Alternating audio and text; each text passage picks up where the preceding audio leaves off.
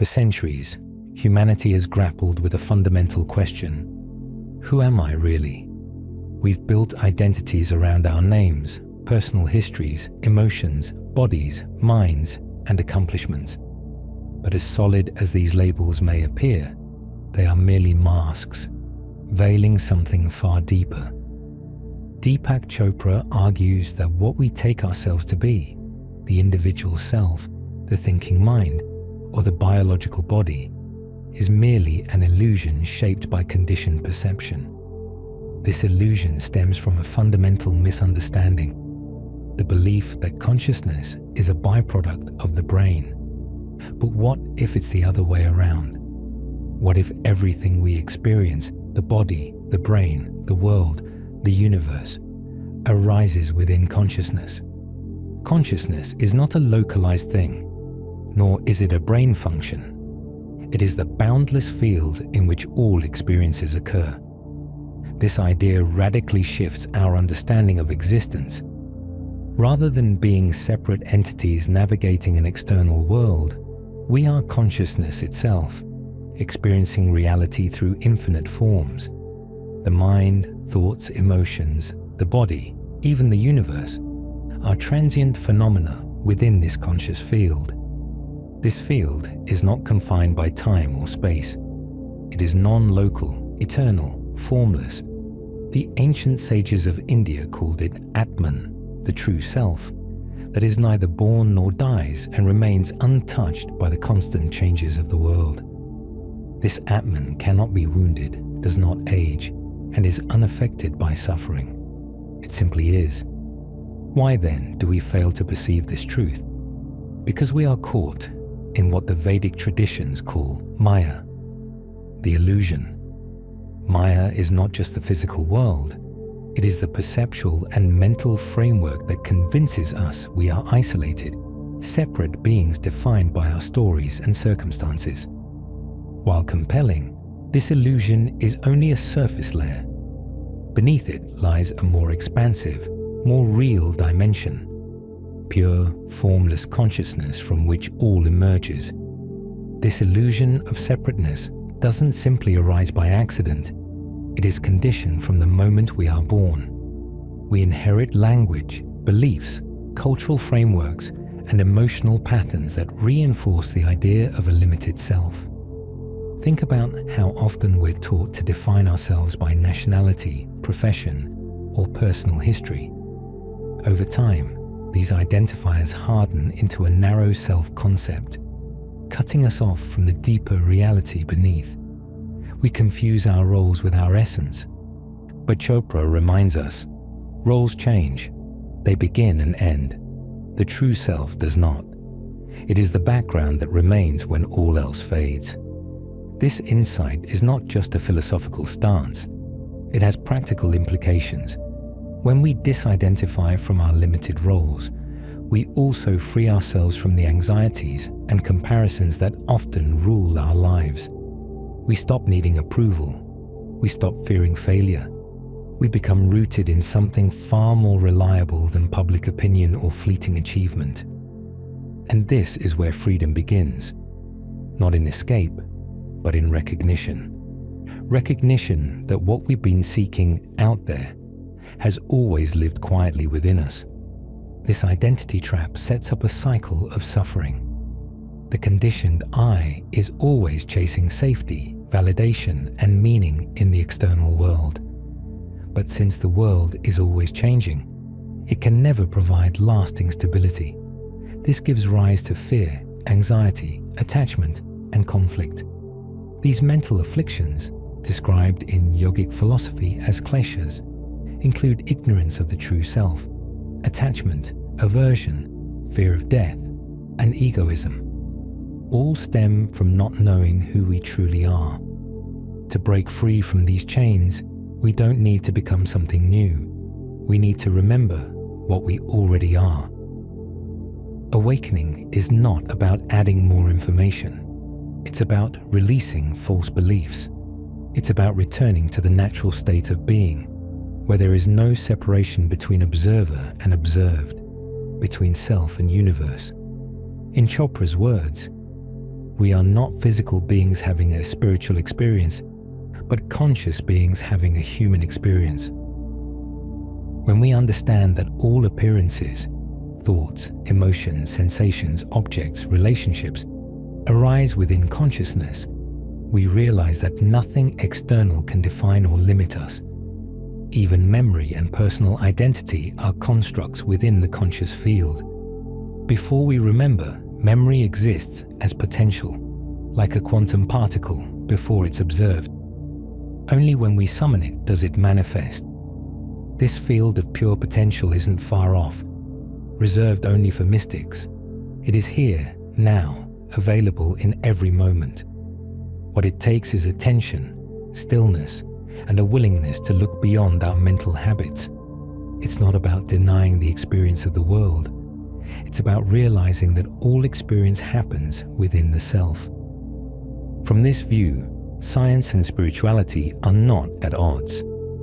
Quantum physics suggests that reality is not made of solid things, but of fields of probability.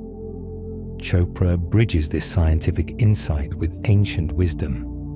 The universe is not a machine, but a manifestation of conscious possibilities. When we see the world from this place, everything shifts. The body is no longer a prison, but a temporary interface. Emotions are no longer threats, but messengers.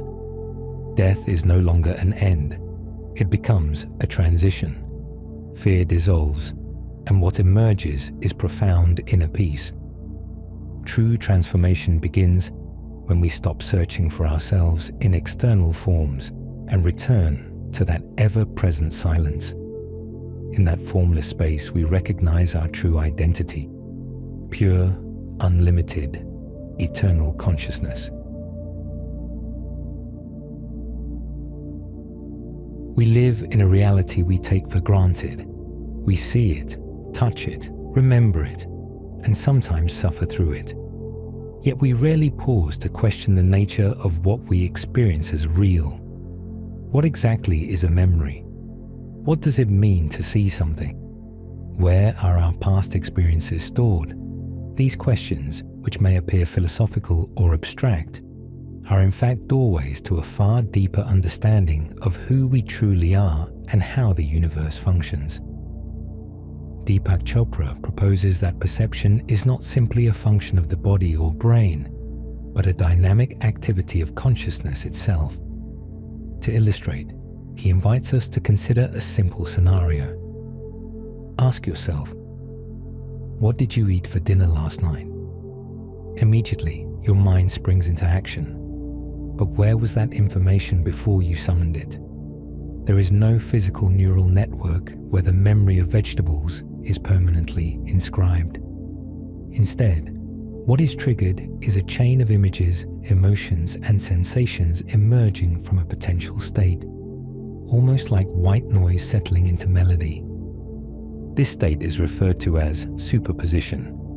Just as a quantum particle can exist in multiple states until observed, our memories, ideas, and imaginings reside in a field of pure potential, which Chopra identifies as pure consciousness. None of this exists in a physical location, not in the brain, not in a filing cabinet, not anywhere in space-time.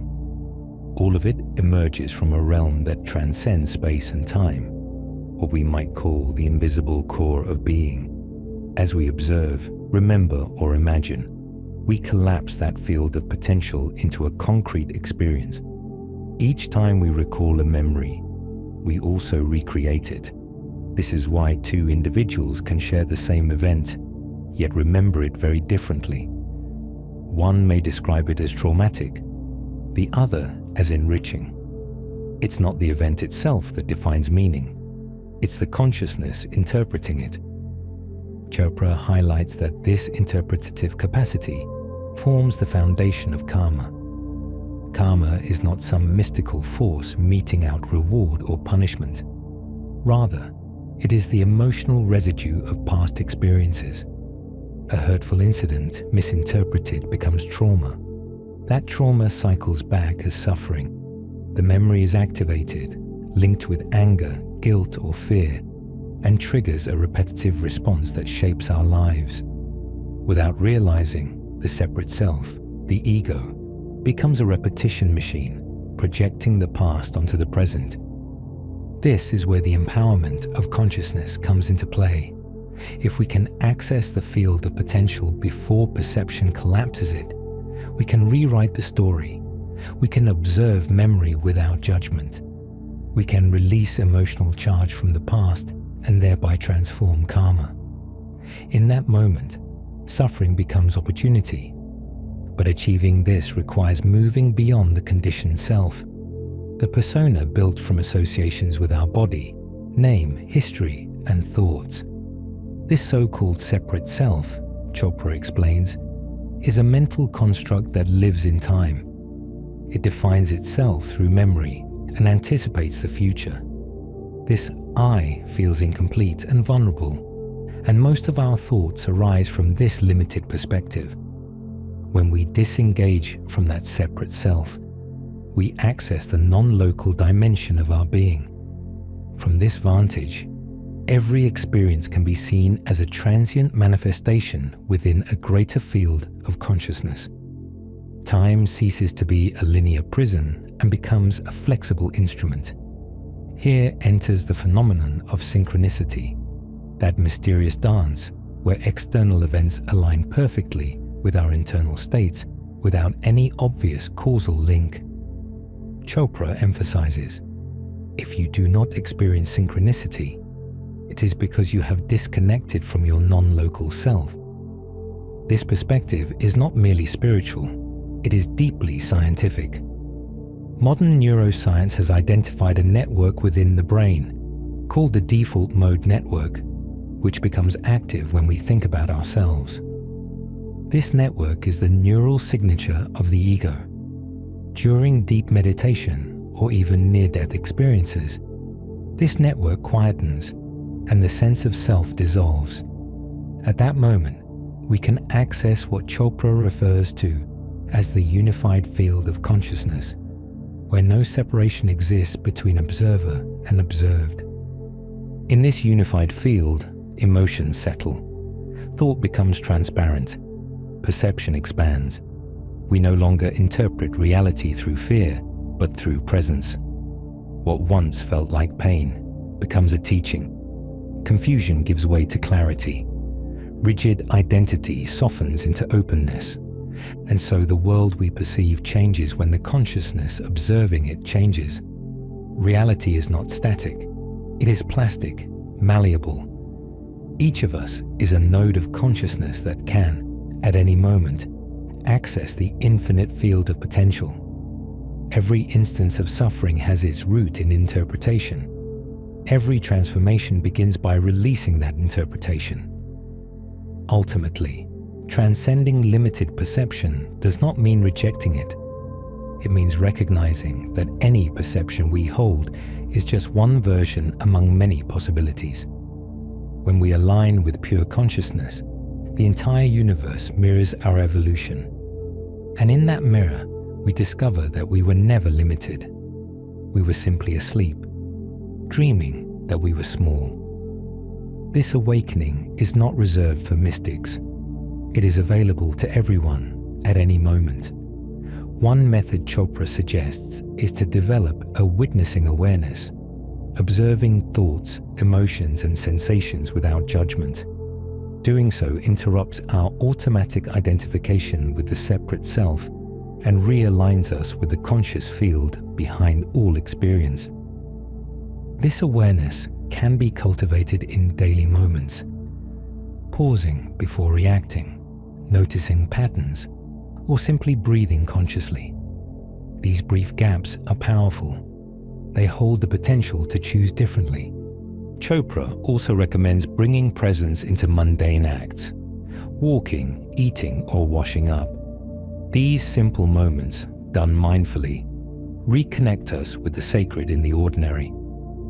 The key insight is this: real change begins not in the outer world, but in how we perceive it.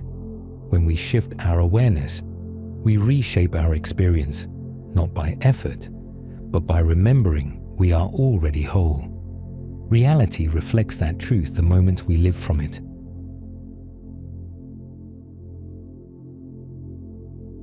For centuries, our collective understanding of reality has rested on the assumption of an objective, material world governed by immutable laws. Yet this deeply entrenched belief has begun to unravel, thanks to advances in quantum theories that are peeling back the facade. These develop a radical paradigm shift. Far from being fixed and external, reality is malleable, interwoven with consciousness itself. Deepak Chopra has witnessed this transformation at close quarters. He began his journey within conventional neuroscience, exploring the molecules that shape our emotions: serotonin, dopamine, oxytocin. He was struck when these were referred to as molecules of emotion. It was a powerful sign that biology and consciousness are intricately entwined. However, he came to realize that even this belonged to a higher illusion: matter, body, brain. All arise within consciousness, not the other way around. This realization triggered a profound inner revolution. Through studying Vedic scriptures and sitting before teachers like Maharishi Mahesh Yogi, Chopra embraced what many scientists still resist. The physical realm is not fundamental. Matter is appearance. The true reality is immaterial, non-local, infinite. It is consciousness. Quantum physics then becomes more than a scientific framework. It becomes a key that validates ancient spiritual insights. Chopra highlights the most striking consensus in modern quantum interpretation: the multiverse theory. In this view, the universe is not singular. Instead, it comprises infinitely many universes and equally infinite versions of you. Every choice, every decision fork serves as a branching path in a boundless cosmic web. This aligns seamlessly with the Vedantic cosmology of Loka, dreamlike realms or dimensions through which consciousness emerges. Life is akin to lucid dream, and the witness within never sleeps. Far from a rigid machine, the universe becomes a co-created mental landscape shaped by consciousness itself. For Chopra, the notion of a fixed self that is born, lives, and dies is illusory. What we truly are did not originate. Rather, it simply is. Consciousness, like the space within a room, does not vanish when the walls crumble. Similarly, as the physical body dissolves, consciousness remains uninterrupted and merely transforms. Death is not an end, but a transition within the same field of awareness. As with a television screen unaffected by the images it projects, consciousness remains untouched by its experiences. Within this matrix, memory too acquires new meaning. Memories are not locked away in the brain like files in a cabinet. They exist as potentials in the infinite field of consciousness. When we remember, we do not access a physical location. We tune into a frequency within that field. Likewise, imagination and intuition arise from the same source. This is why Chopra affirms he has ventured into other lokas, encountering subtle realms and other beings, demonstrating how consciousness can navigate dream worlds within a broader dream. Time, from this vantage, is also an illusion born of separation. It exists only because we assume ourselves to be distinct entities. The idea of before and after follows the notion of separation. Yet when we recognize ourselves as the field in which all events unfold, time collapses. Everything happens now, a timeless present without beginning or end. No wonder great sages proclaim that we never left home. We have always dwelt in the heart of consciousness, only distracted by our identifications. Chopra offers a poetic equation to frame this vision. 0 equals 1, and 1 equals infinity. Nothingness becomes everything. Consciousness, unmanifest and bereft of content, unfolds as the universe, body, mind, and life. And yet it always remains what it is, pure presence. This mystery is not a puzzle to be solved, but a dance to be experienced. To truly understand this is to initiate awakening, not by learning theories, but by inhabiting them intimately. We live in a dream, but we can learn to dream with awareness. In that lucid awakening, we discover we are not characters trapped on a stage. We are the stage itself, the light, the script, and the audience. Such realization brings freedom beyond measure. Moreover, Chopra emphasizes that this transformation is practical. It begins in everyday moments, pausing before reacting, noticing the space before a thought arises, and cultivating stillness in small pauses between activities. Through such mindful pauses, we trigger glimpses of the field of awareness behind phenomena. We begin to sense synchronicities, those uncanny alignments between inner states and outer events that defy conventional causality. This is an indicator that we are tuning into our non-local essence. Likewise, engaging with everyday experiences, walking, eating, washing, becomes sacred when done consciously. These mundane actions serve as invitations to presence. The shift from autopilot to awareness rewires our lived reality. Inner clarity emerges, fear diminishes, and creativity flows. Life begins to unfold in sync with the intelligence of the full living field of consciousness. By tuning into this deeper dimension, we recognize the fluidity of identity. The separate self gives way to a larger self woven into the cosmic field. Time becomes an ally, not a cage. Existence becomes an unfolding revelation, not a fixed narrative. Ultimately, realizing that zero equals infinity dissolves fear of death.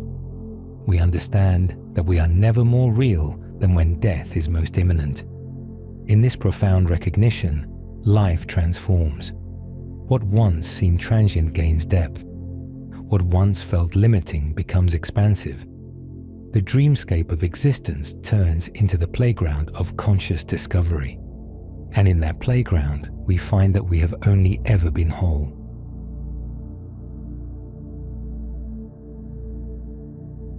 Awakening is not a dramatic spectacle. Rather, it is a silent return to the essential. It is the profound realization that behind every experience, joy, sorrow, triumph, or loss, there exists a constant, unchanging presence, consciousness. That consciousness does not belong to any individual, nor is it confined to a corner of the brain. It is the field in which everything unfolds, the invisible foundation of existence. Deepak Chopra emphasizes that beyond any doctrine or theory, what truly matters is how we bring this realization into our daily lives. Ancient practices exist not just to calm the mind, but to restore us to our true identity. At the heart of this approach is yoga, and not merely as physical postures, but as a holistic eightfold path. These 8 limbs comprise ethical conduct, yama, self-discipline, niyama, posture, asana, breath control, pranayama, sensory withdrawal, pratyahara, focused concentration, dharana, meditation, dhyana, and absorption into pure awareness, samadhi.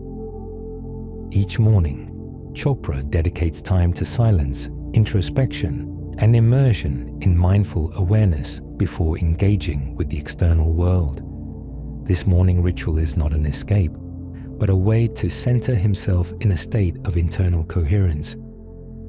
As he often reminds us, there is no reason to do anything that does not bring joy. If spiritual practice fails to generate delight, it has lost its meaning. He also advocates for mindful approaches to sleeping and dying, to die daily in awareness, by falling asleep with full attention, by contemplating death, and by practicing a form of yogic dreaming. we intentionally disidentify from the transient thoughts, emotions, social roles, and discover that we are something far greater. Through these practices, what once seemed threatening transforms into a playful exploration. What once felt urgent becomes trivial, and what once appeared essential reveals itself to be illusory. Chopra stresses that the finest teachers are children. Their wonder, their complete presence, their effortless delight, all point to a living connection with the essential self. They do not need reasons to be joyful. They just are. Recapturing that innocence and lightness requires releasing the weight of learned beliefs and trusting once again in the simplicity of the present moment. Ultimately, awakening does not mean becoming someone else. It means shedding all that we are not. Awakening is remembering.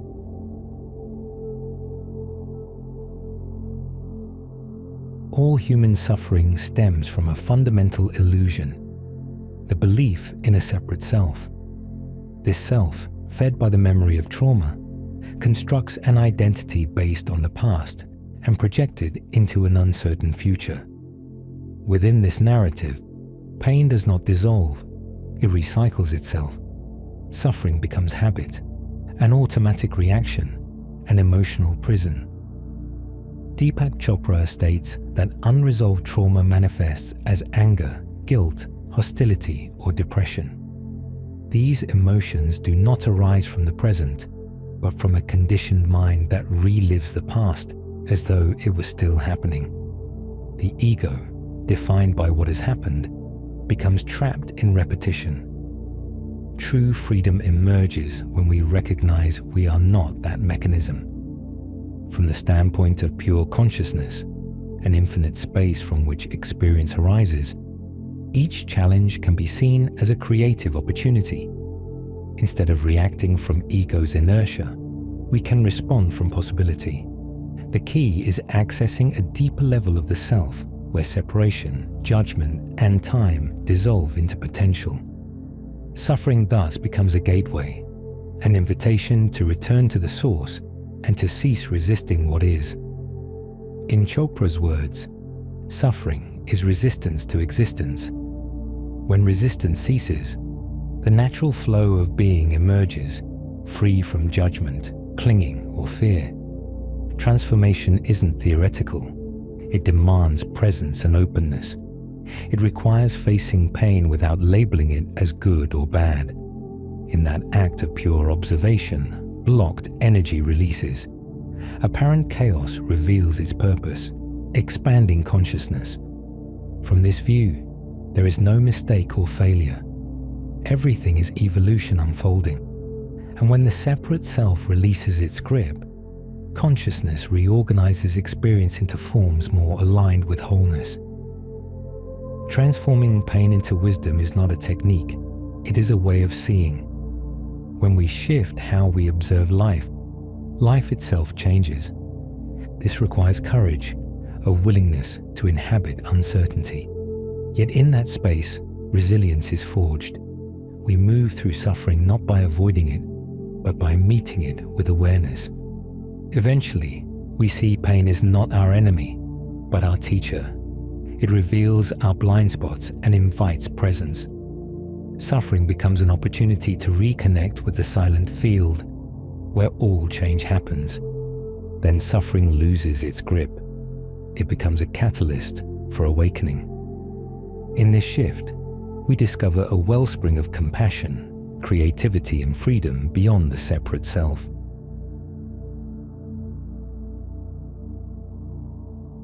True inner power does not stem from what we accumulate in the external world, but from how we cultivate our connection with essence.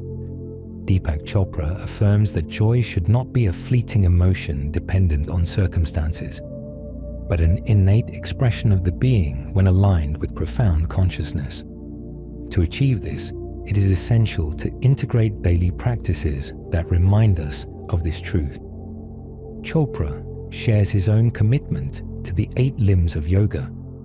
a discipline that goes far beyond physical postures and becomes a pathway to self-realization. These limbs include ethical principles, breath control, meditation, withdrawal of the senses, concentration, absorption, and union with the self, transforming everyday perception. Practiced consistently, they refine our inner awareness and shift the focus from doing to being. Beginning the day with meditation or simple moments of stillness can be enough to make a real difference. Rather than rushing into activity and noise, cultivating silence before action allows choices to arise from clarity instead of reactivity. Chopra emphasizes that silence is not emptiness. It is the creative and lucid foundation from which everything flows. It is where inspiration lives and wisdom finds space to emerge. He also suggests a less conventional practice, yet deeply revealing. Meditating on death. Reflecting on our impermanence is not a morbid exercise, but an invitation to cherish life, to release the trivial and to honor the essential. Symbolically dying each night, like bidding farewell to the day, creates space for fresh awareness to awaken, unburdened by yesterday.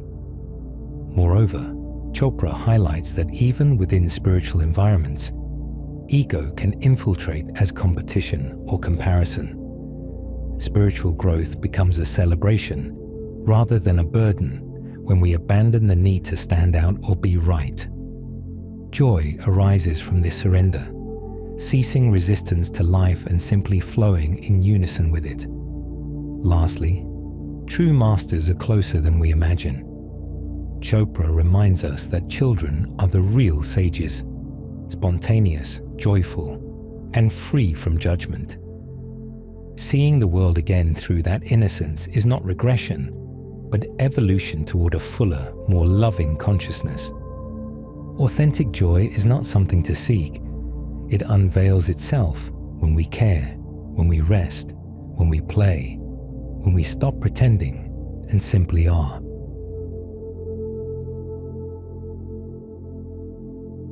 In an age marked by unprecedented technological advancements, humanity faces a profound paradox, possessing immense capability without having cultivated the spiritual maturity to wield it wisely.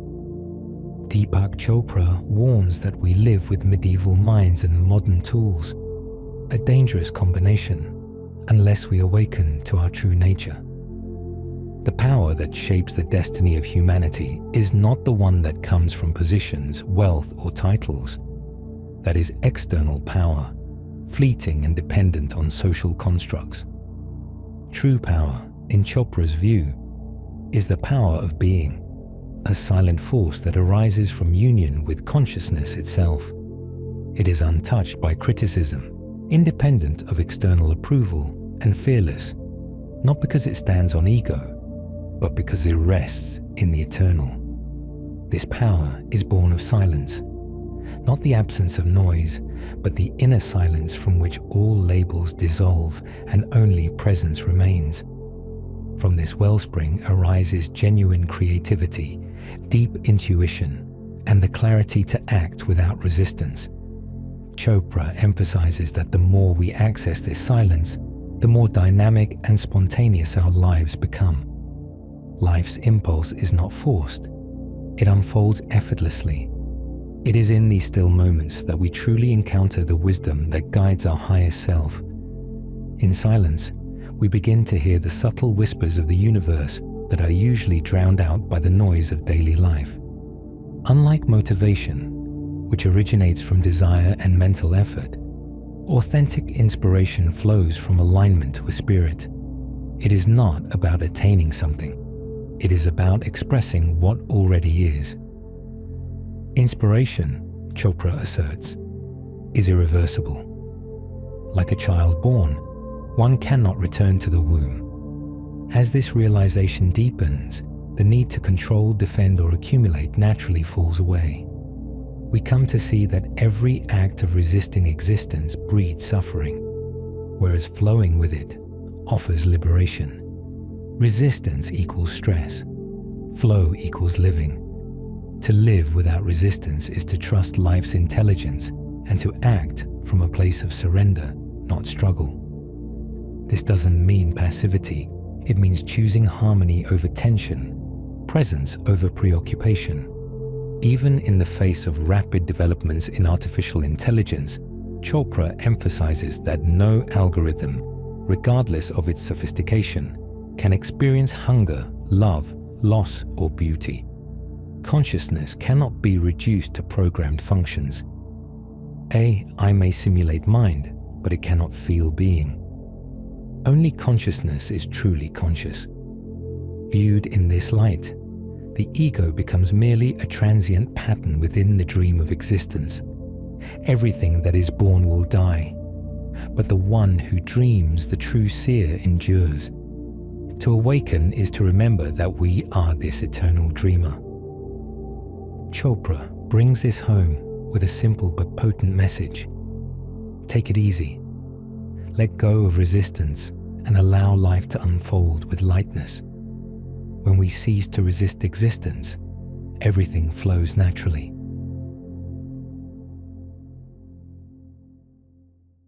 And that concludes our video. If you enjoyed the content as much as we did, don't forget to subscribe so you don't miss a single episode. Leave a comment below. We'd love to hear your feedback and suggestions for future videos. And don't forget to turn on notifications to stay up to date with all our updates. Thanks for being part of our community. See you in the next video.